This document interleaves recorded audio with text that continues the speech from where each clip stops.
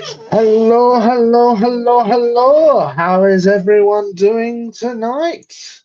I hope everyone's having a good evening. I apologize if there's any technical difficulties. First time doing this by myself. Yes, so I have been invited by on Come On In Sports Network to potentially doing an Eagles show. Maybe have some guests turn up. Not ghosts, it'd be terrifying. Uh, Guests turn up. Maybe not, but who knows? So the whole point of this is I am gonna run through what's been happening on with Philadelphia as the season's just about to start, right around the corner. Can't wait for that. I have got myself a little script because if anyone knows me from uneducated sports talk, I do like to ramble, go off topic. But so, first things first. Hello, I am your host. My name is TJ. I am living in the great country of United Kingdom. Um, been an Eagles fan for a while now, and hey, been part of your uneducated sports talk for about 3 years, and was joined this channel in for the draft, and they invited me back. So might be doing something right, which is always good, always good. But first things first, I just wanted to say thank you again, Dolph, if you're listening to this. Um, but you don't want to hear me rambling, so let's get on with this. First thing is the important breaking news that Devin White is not traveling with the team to Brazil. Bit of a shocker, not going to lie. We were hoping Devin White would be the answer at linebacker. Clearly, he's not if he's got this issue because there was a tweet that had come out. He'd been healthy all off season. Then, randomly, it was the moment he made the cut, this ankle injury turned up. And then, when it was announced that he wasn't going to travel with the team, this popped up. Right, can I do this correctly without screwing up? Let's see. No, no, no, no, no, no, no, no, no. Well, you just have to move over here. So it was announced by Jeff McLean that Eagles Devin White will not travel to the team and will miss Friday's game against the Packers due to an ankle injury, which is again concerning as an Eagles fan since he was hoping to be our starting middle linebacker. Um, and then it was announced by Albert Breer. This is all brand new. Came out today that the murmurs the Eagles could trade Devin White before cut down. Zach Bourne and Novi Team both were like, this is all new. This is brand new. Devin White, every time it's been training camp, has been the starting linebacker. That's just how it's been. It was always Devin White and either Zach Bourne start the day and then Nakobe Dean. And obviously, Nakobe Dean over training camp has rocketed up the team's roster. They say it overtook Zach Bourne, but Zach Bourne surprisingly was still starting at linebacker. We don't know why. Obviously, hopefully there's some sort of method to the madness when it comes to the Eagles.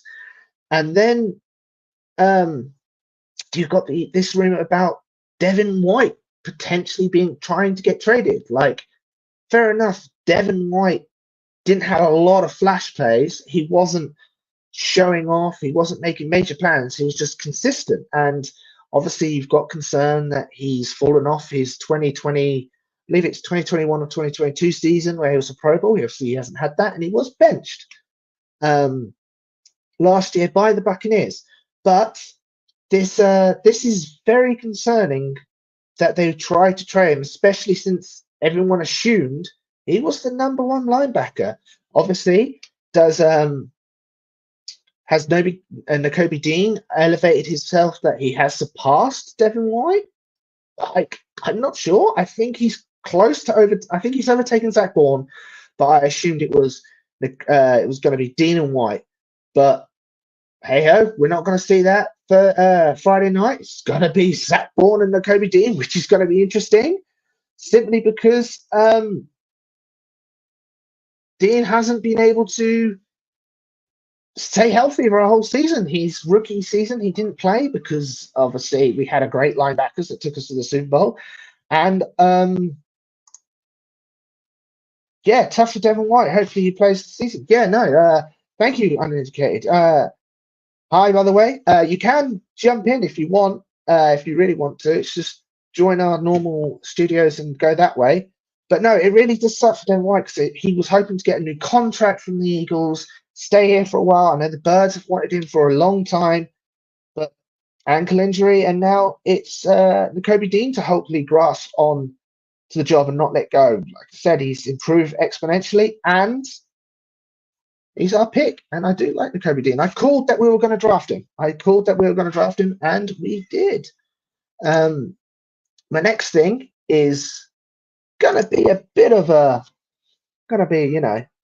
something, a little boost to the ego, not ego. So the NFL released its official power rankings ahead of week 1, and it is the Philadelphia Eagles is ranked the 5th best in the NFL. Obviously, this can be all over the place. It can change rapidly. Teams can fall off. But obviously, you've got Kansas City Niner, obviously, Super Bowl. They're going for a repeat. Who knows if they get it? Who knows if they don't? Obviously, Niners, Super Bowl competitors, they haven't really lost people, as people assumed they were going to use Ayuk, Williams, and all that. No, they've kept together the team, but it's going to be very interesting if they can keep the team together, because Mr. Irrelevant will be wanting a lot of money. A lot of money. I've heard it is an excess of 60 million. He wants Dak Prescott money when Dak Prescott ever gets his cash. Who knows if he ever gets that? I think it would be the most successful Mr. Irrelevant of all time. 60 million. Wow. He's only earning 900,000.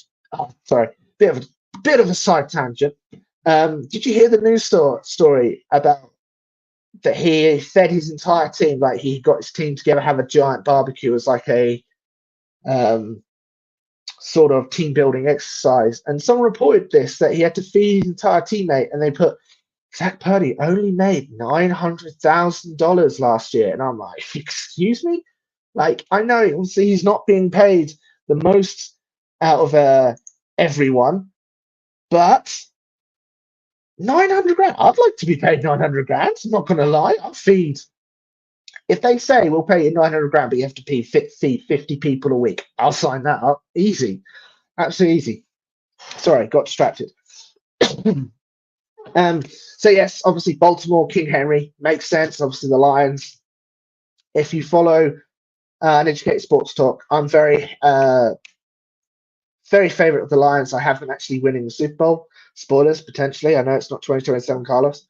But then we have got the Eagles. And the reason why I brought this up, one, gotta love the Eagles. But two, people are very low on the Birds after that horrific collapse last season. And I know it was awful, absolutely awful, horrible to watch, absolutely horrible to watch. Although I do know the my local supermarket liked it, the amount of beer I was buying. But no, it was unprecedented, but I was saying it felt like we were barely winning. It was like, we really shouldn't have won that game. Thank God we didn't. Thank God we did, sorry. And you're going to regress to the mean. Something's going to come back and bite you. We beat all the heavy opponents. We went through the run of pain, except the Niners. And then all of a sudden, teams we should have beaten, like the Giants, like Arizona, we pooped the bed. And because of that, a lot of people are being down on the Birds. They've really not liked it, even though we've added Saquon, and yes, I know we've lost Kelsey and Fletcher Cox, but the NFL power ranking, obviously, completely wrong. We could get the blown out of the water on Friday, but it's nice to see the Birds be on the 5th, be number 5 there. Right, how can let's do this, and don't hide that. There we go. Like I said, apologies. New to StreamYards, not used to it. Right, what else have I got? So, after the rankings, obviously, the Birds and the Packers are flying down to Brazil. I believe they have officially landed at the right now. So they're finally there. My question is, the Brazil just seems to be a problem right now. You've got all of these players coming out saying how terrible it is, how they've had people in team meetings saying don't leave your locker room, the air quality's awful, like the ammonia's up there, the fires are bad, crime is horrific, and obviously I know it's just an hour's difference, time wise, but they've still had to be on, like, I think it's like a 9 to 10 hour flight. That's not good. That's really not good, and it does suck. It really does suck that just they're pushing these teams. I know week one is kind of, you want to get it over and done with. Your body's fresh. You want to be able to move on straight away. Eagles, unfortunately, have like a mini bye. Fortunately, have a mini bye, so they over recover. But that is still a very rough flight, and the players aren't happy. Let's straight up. Devontae Smith is refusing comment. He's just going there to play a ball game. Slay has actively spoke out against it, which is again a problem because these are captains, these are leaders of your team, and if they've got a problem and they're speaking out against it, what is that going to say to the other teammates? That Derek, but they know business is business. It is a business trip, so they're saying they're going to be the best, and hopefully they are. I know that trip is going to be rough. And it's not like the UK where they go out travel. Well, they don't go out traveling, but obviously they can leave their hotel rooms. But a lot of them aren't. They're just going to stay cooped up. And to lose a home game to Brazil, it's not good. It really isn't good. And then I was going to read that into, is the NFL expanding itself too quickly? Well, not quickly. They're choosing unusual locations. I know the fan base in Brazil is there. They are desperate for an NFL team. But the NFL obviously has said they've done their due diligence. But the stadium is only 40,000, so it's quite a small stadium, meaning they are going to fill it, hopefully. But why would you send two teams that wear green in a stadium that I know it says there's that I know it says that the what, I've lost my train of thought, that the green problem isn't official, that it's not an actual problem, and it's not true that you can't wear green without being fined. But I haven't got it here. My bad. I was going to show it. The Eagles have decided to wear black helmets, white jerseys, black trousers. So the only green they've got on them is in the logo, the number, and the stripe. So either does that force Green Bay? That apparently forces Green Bay to wear green. So does that have the superstition, or what they say gangs, even though they're denying gangs? We're getting two stories, some from the players, some from the NFL. I know Jeffrey Lurie has come out and said it's to show respect to the soccer team that normally plays there. But it feels weird. I just don't know if this is such a thing. Why would you send two teams that wear green? It feels like they've gone at a bad time. I know they can't predict fires and all that, but this Brazil trip seems to be a bit of disaster, and it hasn't even started. So who knows? Like, who knows? I'm gonna have a quick drink of water. Oh, sorry about that. My next point is, can Philly lose the stigma of last year? Like the epic collapse. Can they get over that? And that's a good question. That really is a good question because players are still being asked about it. What went wrong? What happened? Does Jalen Hurts and Nick Sirianni hate each other?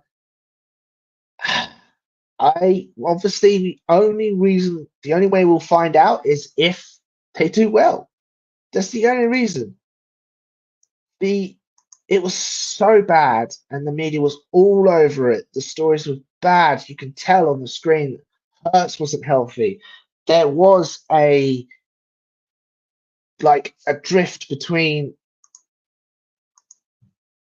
the coach and the player. A rift. Sorry. Like we won the hard games with Sean Desai as our DC, and then the moment we moved to the easiest part of the schedule, we change to Matt Patricia. Like you don't want that. Like why? But yeah, it felt weird. It felt horrible. Apparently, coach had too much. There you go. I'm going to show the Eagles flag flying in the background. Apparently, Sirianni had too much of a hand in the offense that then pretty much eliminated ROC, and Hurts wasn't happy with the play calls. So he was trying to change them quickly at the line of scrimmage to something that might work. There was just a whole disconnect, and obviously Hurts not being healthy, he clearly isn't. Wasn't healthy. He already looks faster and better this year than what he was at all last year. I think we can. I know we've lost Kelce, and he called a lot of protection at the line, but that's something Hurts has to pick up. Most franchise QBs do. They are able to work out protection. It was just a luxury that Hurts had Kelce. So, and it's a whole, but they cleaned obviously the coordinators, which they had to go. Clearly Sean Desai wasn't staying the moment we chose Matt Patricia over him. Why did we choose Matt Patricia? Oh, that was such a dumb decision. And obviously we got rid of OC and brought in Vic Fangio, who we wanted before we shut who we wanted before we hired Sean Desai, but obviously Vic Fangio's not Vic Fangio. Gannon sort of screwed us up by taking so long to get hired by the Arizona Cardinals as their new head coach, even though they had tampered with him before the Super Bowl. Weird. Don't know what that situation, but that made us lose Vic Fangio as he signed with Miami. Clearly, we really wanted him as we got him this year. And obviously, we have signed Kellen Moore. Now, interesting, Kellen Moore is who we interviewed as a head coach before we hired Nick Sirianni. Nick Sirianni.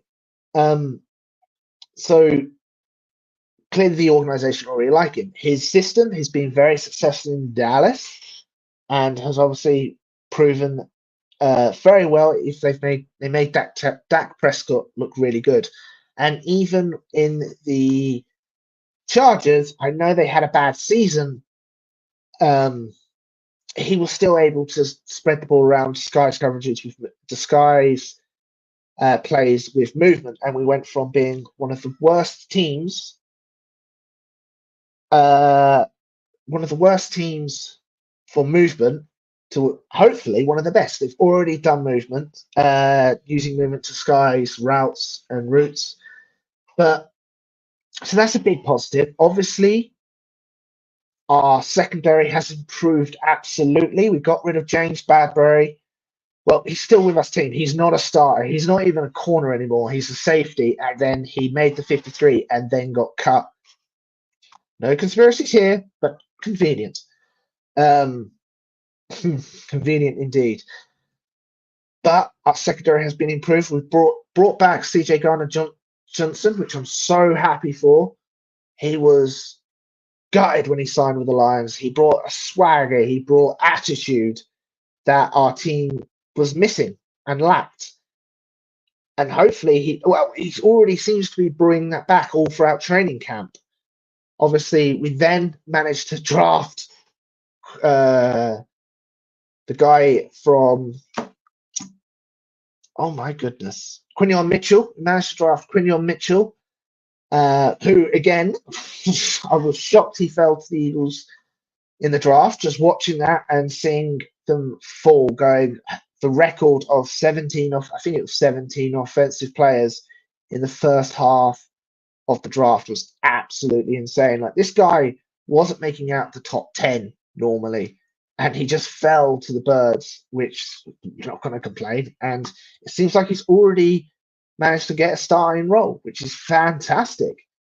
You want that as obviously your starting rookie. Obviously, we don't know the true lineup until technically tomorrow for me. Obviously, we got Zaya Rogers, who was suspended to gambling, but he seems to have not lost an edge at all and is doing very well. Obviously, Cooper DeJean was injured for most of training camp. He didn't look too good in the preseason, but he's got a lot to learn. But the secondary with Slay still being Slay, he's still up there. He's still being fantastic. You've got Q on the other side, potentially in the slot.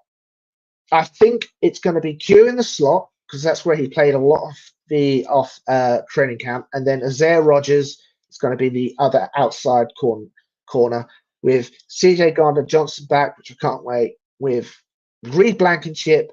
And then obviously, I was going to say Nakobe Dean and Zach Bourne or Devin White, but clearly Devin White's injured, so it'll be Zach Bourne and Nakobe Dean as our linebackers. That is phenomenal. When it comes to the defensive front, we went from in 2022, we had 70 sacks, absolutely phenomenal. And then last year, it just dropped off. It dropped off a cliff. Like, I don't know why. We lost Fletcher Cox. It is sad. The emergence of Jalen Carter last year was absolutely fantastic. He did drop off again at the latter half of the season, but so did the whole team. So I don't know if you can really blame him, but he was everything that was sort of promised coming out of the NFL draft and more. When he tried to intercept a spike by the Chiefs, phenomenal, absolutely great. I think he's going to have a phenomenal second year. Everything I've seen is that he's constantly making pressure. He's constantly doing good. And he understands the situation that he needs to step up with Fletcher Cox gone. And the same with his other Georgia Bulldog in. Oh my gosh. He is completely gone. But the other, I'm going to have to quickly Google this. My apologies, gentlemen. I completely forgotten his name. It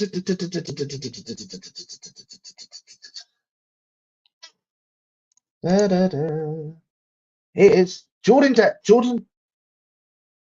Davis. There it is, Jordan Davis. My apologies, my mind went completely blank.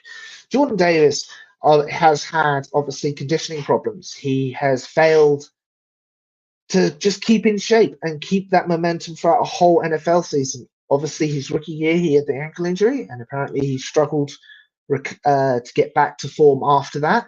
And last year, I don't think there was no reason. Like, again, the whole team fell off, but he disappeared before then. His last real good play was against Josh Allen, chasing him down, which was athletic as anything, but he couldn't keep it up.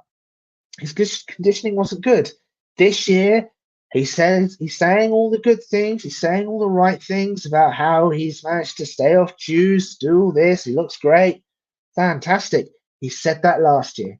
He said all of the positive things last year, and he still, unfortunately, fell off a cliff when it came to his conditioning.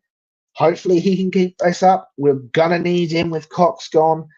Um, and yeah, another interesting story to follow along with the Birds. Can Jordan Davis keep underweight and in the right shape to play football? Obviously, another big change, which is going to be interesting, is obviously essentially the Philadelphia Eagles traded Hassan Reddick to the New York Jets for Bryce Huff and a 2026 third round pick. That's a pretty good trade. That is like, I know Huff has got the question marks, 10 sacks last year, only played half the stats. Can he do it when on full schedule? According to Vic Fangio, he's pretty honest. He can't do it yet, but he's getting close. But we don't have to deal with that Hassan Reddick situation, which is not good. Like, is it possible he doesn't play a single stat for the Jets? He's the one big player still holding out, and who knows? Absolutely, who knows? But I know I ragged on Harry Roseman when he made that trade, only being a third in 2026. Fantastic. That is that's something. That's absolutely something compared to what I was expecting. So no complaints there, especially since how bad that situation's gone. But the defense was long story short. Oh gosh, I'm doing a Ronnie here. Long story short is the defense is wildly better with coordinator, scheme, and players. On the offense, Kellen Moore is a lot more advanced and a lot more technical. Hurts struggled to learn it to start with, but he seems to have mastered it um, since training from OTAs to training camps. He seems to have mastered it. I know people ragged on that. Oh, he wasn't had any interceptions at all in training camp. He was still pushing the ball. He was still risking it, but he was also making smart decisions. He did throw one right at the last day, I think two plays away from finishing it as perfect. But AO. Obviously, Nick Sirianni's taken a step back as head, essentially having his fingers in the offense, which is good.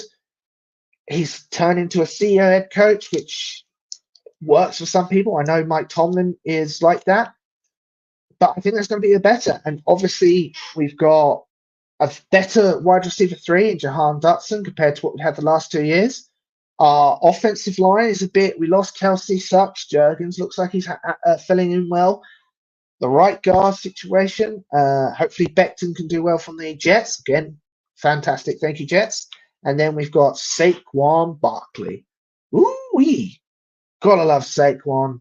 He seems to be a great person as well as hopefully a fantastic player. And fingers crossed he can stay healthy. Like, one advantage is when he was the Jets, he was their entire, not Jets, Giants. When he was the Giants, he was their entire offense. Everyone had to account for Saquon Barkley, and they did. And even then, he was fantastic. On this team, he's got a better O-line, better run coordinator in Jeff Sattler. He's obviously got A.J. Brown, Jalen Hurts, Dallas Goedert, Devontae Smith. All of the DCs have to cater for these weapons.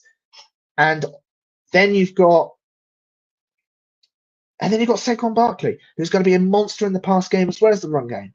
So this team, hopefully they can get over the stigma but cannot deny that Harry Roseman hasn't put them in the best situation to do that. It is, can the offense get together with the new scheme, and how well does Nick Sirianni cope in his new role? Hopefully he does really well. I have faith that he's going to do really well. I like the lad, but who knows if he's able to do very well because, like I said, he has got a fiery personality. But there's been clips coming around that Hurts and coach are laughing together. So maybe the relationship isn't damaged that badly. Going on to crikey, we've already been 30 minutes. Yapping for 8 days. Moving on to the next one, I have Philly fans have been voted the worst fans in the NFL again. Yeah, that's it. That's it. Like, excuse my language, but we're a bunch of assholes. It's just straight up. We are horrible. We are toxic, unfortunately. We do take it to the extreme. We are very territorial, but we also hold the team accountable when they don't do their jobs, and we will let them know. Back in 2021, Coach Sirianni wasn't running the ball. We bullied him to running the ball, and we went on a tear. Um, I've never known a city have to grease up lamp poles because we were doing well in case the fans tried to climb them, and we did. Like, we won the Super Bowl and nearly burnt down the city because we were so happy. We're not good, although we do also seem very close to British fans.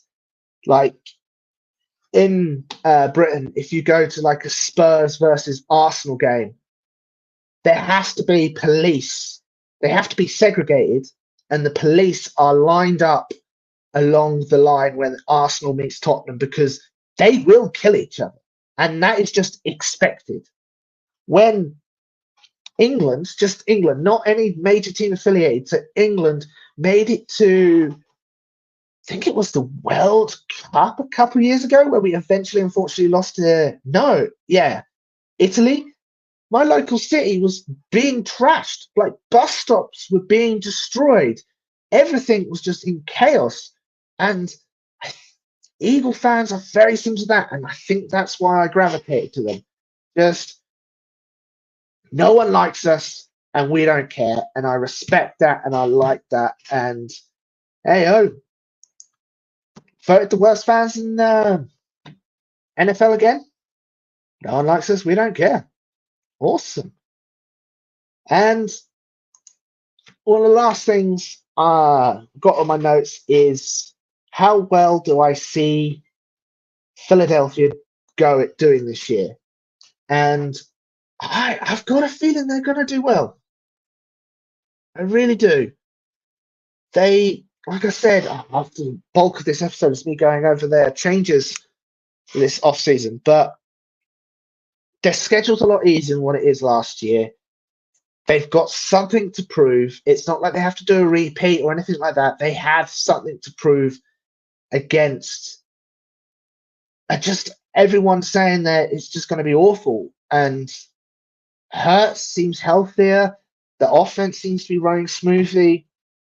Again, not actually, from what I hear out of training camp, again, it hasn't been an actual game yet. So this is all speculation. So I have the Eagles, I think on UST, I had them doing 13-4. I think matches their best record of all time. And I unfortunately have them losing in the AFC Championship to the Lions, which hurt me deeply. But I feel like this team's got potential, and I feel like they're going to do very well. Like the Saquon addition, the way the new offense sounds, the defense seems to be doing hopefully very well. I'm really excited for the season, and I think they are going to shine and beat the Packers technically tomorrow for me. I feel like they're going to go to Brazil, they're going to beat the Packers, and be able to hopefully recover enough time to then beat Atlanta Falcons the following Monday for Nick Foles' retirement party. It's going to be very interesting, the Brazil game. Obviously, I mentioned all the problems they have earlier in the episode, but the Packers have a longer distance to go, and I think it's two time zones difference. Obviously, in the NFL, you go from East Coast and West Coast, and those games are hard. So they've got 2 time zones different and a longer flight. So who knows? This game might be won now. Whose coaching staff is able to cope with the flight better? That might be the deciding factor of the game. The Packers are going to be tough. Packers are going to be hard. Like, Jordan Love has shined. Obviously got that nice contract. And he's not going to be a pushover. Was it the Packers 2 years ago when Aaron Rodgers got injured? Jordan Love came in and tore us up. He almost won that game. And that was our Super Bowl run. Yeah, so Jordan Love's a great QB. Obviously, he's got young weapons. Obviously, the defense they've got is got a fantastic safety. It's going to be a great game if it's able to play and Brazil's not on fire. But that is the first, hopefully, of many Eagles Talk with TJ. I have rambled on for 36 minutes. Crikey. I need to go to therapy. But anyway, that is everything from me. I hope you enjoyed it. Like I said, hopefully I'll do this multiple times. Who knows? Hopefully Dolph will bring me back, or you might not see me again. Thank you very much for watching. If you enjoyed it, please hit the like button, hit subscribe, ring-a-ling the ding-ling bell, and support everyone who has come together for Coming Sports Network. It's a collaborative ad, and everyone deserves all the love they can get. Thank you very much for them allowing me to do this. And have a great night, everyone. Stay safe. It is a crazy world out there. Enjoy the NFL season. Hopefully it's not too painful, everyone. And, of course, go Birds.